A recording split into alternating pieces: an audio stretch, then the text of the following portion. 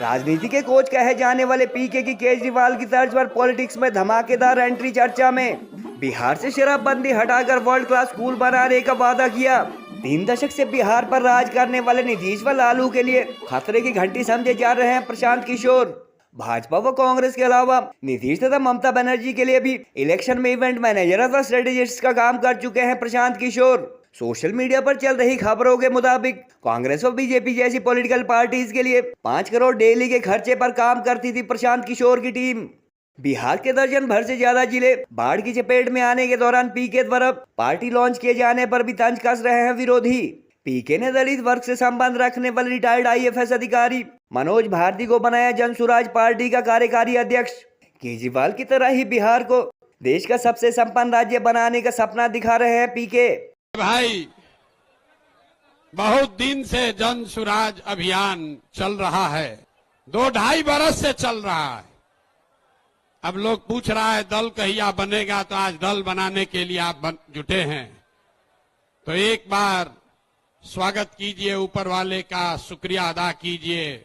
चुनाव आयोग की तरफ से जनसुराज को आधिकारिक तौर पर जनसुराज पार्टी के तौर पर स्वीकार कर लिया गया है। दिखाइए आप में कितनी ताकत है। जय बिहार! एक साथ हाथ उठाकर बोलना है। इसलिए नहीं बोलना है कि प्रशांत किशोर बोल रहे, इसलिए बोलना है जीवन में कोई आपके और आपके बच्चे को बिहारी कह के गाली न दे, इसलिए बोलना है। जय बिहार! नहीं हुआ।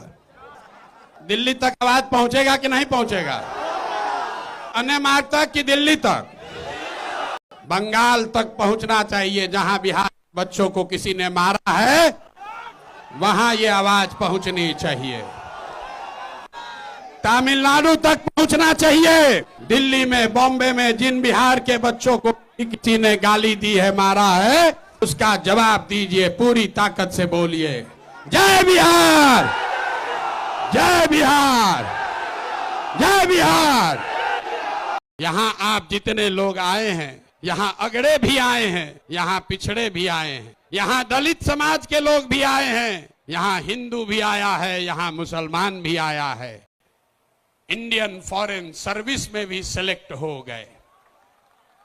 तो बिहार के इस मिट्टी के लाल के सम्मान में, जिनका नाम है मनोज भारती, जोरदार ताली बजाइए। दल के अध्यक्ष के कार्यवाहक अध्यक्ष के तौर पर मनोज भारती जी, जो अनुसूचित समाज के हैं, लेकिन ये प्रशांत किशोर से ज्यादा काबिल आदमी है। अगर आपको लगता है केजरीवाल ईमानदार है, जम के वोट दे देना मेरे पक्ष में। चुनाव के बाद सीएम की कुर्सी पे जाके बैठूंगा। गली गली जाएंगे, जनता के बीच में जाएंगे और उनसे पूछेंगे, अगर जनता कहेगी ईमानदार है तो हम आके इसकी कुर्सी पे बैठेंगे। 2020 में आया था मैं। दिल्ली की जनता की बड़ी जीत हुई है। आज जश्न का दिन है। हमने कहा था कि भ्रष्टाचारी केजरीवाल को इस्तीफा देना पड़ेगा। दिल्ली के ऐसे दूसरे मुख्यमंत्री है जिनको करप्शन के कारण कुर्सी छोड़नी पड़ रही है। पहले शीला हारी है, अब केजरीवाल की बारी है।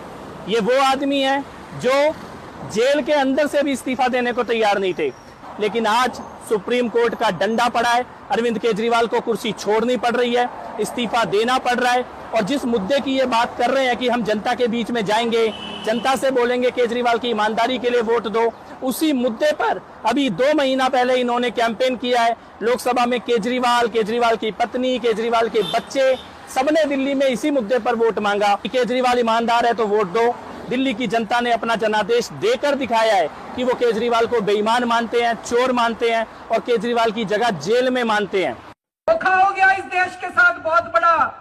बंद कर दो सीबीआई, बंद कर दो एनफोर्समेंट डायरेक्टोरेट, बंद कर दो सारी जांच एजेंसियां, बंद कर दो एसीबी। अगर तुमसे जांच नहीं होती तो जांच करानी है, सोनिया गांधी को गिरफ्तार करो, 2 दिन उसका इंटेरोगेशन करो, देखो पता चल जाएगा किस किसने रिश्वत लिया और किस किसने।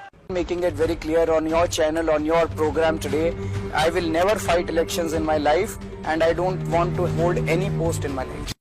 बच्चों की कसम है, ना बीजेपी से गठबंधन करेंगे ना कांग्रेस से गठबंधन करेंगे। जब बाबरी मस्जिद का ध्वंस हुआ तो मैंने नानी से पूछा, नानी अब तो आप बड़े खुश हो गए, अब तो आपके भगवान राम का मंदिर बनेगा। कहती है ना बेटा, मेरा राम किसी की मस्जिद तोड़ के ऐसे मंदिर में नहीं बस सकता। देश के बेईमानों की लिस्ट बनाई थी। सुरेश कलमाडी हराना चाहिए कि नहीं हराना चाहिए?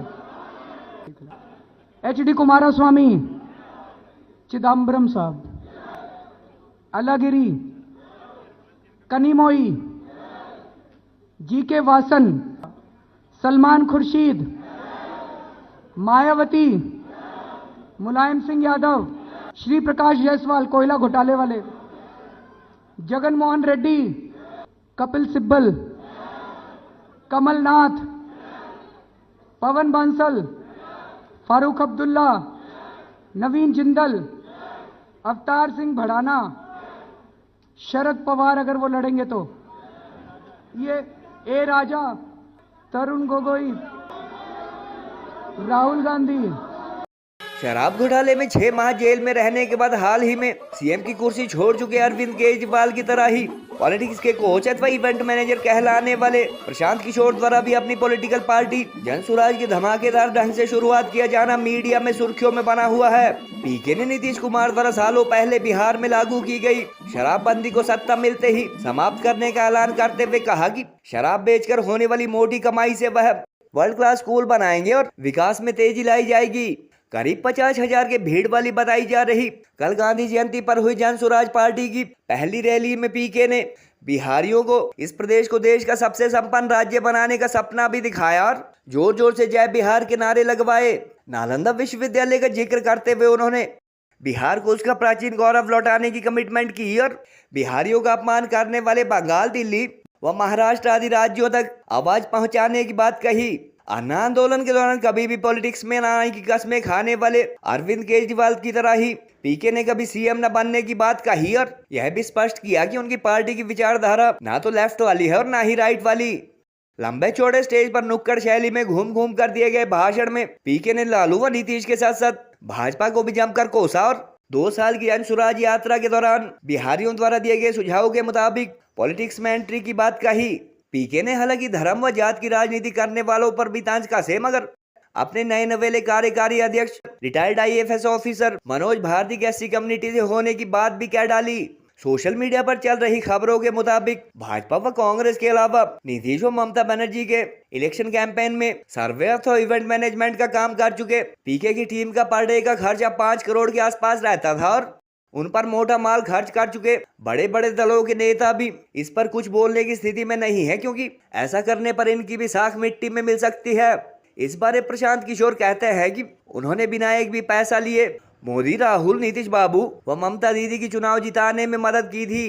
पीके की एक्टिव पॉलिटिक्स में एंट्री 3 दशक से बिहार पर राज करने वाले नीतीश व लालू के साथ साथ भाजपा के लिए भी खतरे की घंटी समझी जा रही है, क्योंकि राज्य में यही 3 दल मजबूत स्थिति में समझे जाते हैं। शराबत और नशे के कट्टर विरोधी रहे बापू की जयंती पर कल अपनी पार्टी की धमाकेदार लॉन्चिंग करने वाले पीके द्वारा वैडेयत व गांधी जयंती पर सूबे से शराबबंदी समाप्त किए जाने का ऐलान भी सोशल मीडिया पर चर्चा में है। बहरहाल व्यवस्था परिवर्तन, नए आइडियाज व बिहारी अस्मिता जैसे नारों के साथ पीके ने भी धमाकेदार ढंग से पॉलिटिक्स में एंट्री ले ली है और पॉलिटिकल परसेप्शन बनाने अथवा जनता को अपनी बात मनवाने में उन्हें केजरीवाल से 4 कदम आगे बताया जाता है। नवरात्रि की शुरुआत हो चुकी है और ये बहुत अच्छा टाइम है गहने खरीदने के लिए। अगर आप भी चाहते हैं लोएस्ट मेकिंग चार्जेस के साथ कम दामों में गहने खरीदना, तो आ जाइए भूषण ज्वेलर्स, जहां डायमंड ज्वेलरी पर 40% डिस्काउंट है। साथ ही मेकिंग चार्जेस पर भी अच्छा खासा डिस्काउंट आपको मिलने वाला है। 10,000 तक की शॉपिंग करने पर आप कूपन डालकर लकी ड्रॉ में शामिल भी हो जाएंगे, जिसमें आप 3 टाटा टियागो की गाड़ियां और 5 होंडा स्कूटी तक जीत सकते हैं। तो देरी किस बात की, जरूर विजिट कीजिए भूषण ज्वेलर्स, लोअर बाजार,